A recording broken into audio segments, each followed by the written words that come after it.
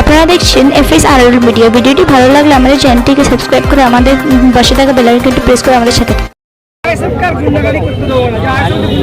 ISF গুন্ডাগাড়ি বন্ধ করার জন্য রাজনীতির ময়দানে এসেছে।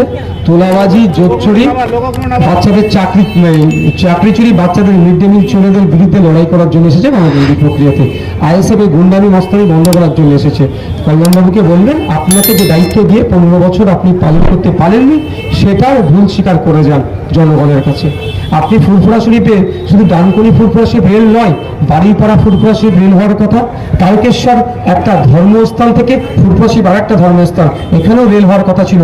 3টে লাইন ফুরফুরা শরীফের সাথে যুক্ত হওয়ার কথা রেলের মানচিত্রে।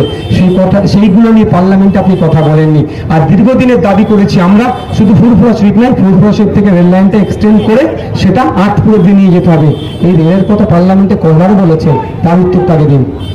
বারবার আমাকে টার্গেট করা হচ্ছে যে বিজেপির থেকে টাকা নেওয়া হয়েছে, বিজেপি দালালিগিরি করছে, আইএসএফ বারবার টার্গেট করা হচ্ছে আপনাকে। দেখুন, ওসব গল্প আমি আর ওই গল্প পাবলিক খাচ্ছে না, ও নাটক খাচ্ছে না। তবে একটা কথা বলি, কল্যাণবাবু না যেই বলছে সৎ সাহস থাকলে পাড়ার চারানার নেতাদের কথা আমি ভাবি না।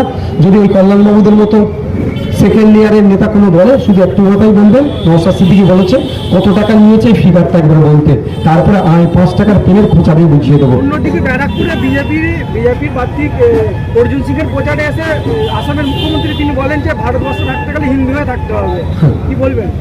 দেখুন, ব্যাপারটা হচ্ছে ওরা বাইনারি পলিটিক্স করতে চাইছে।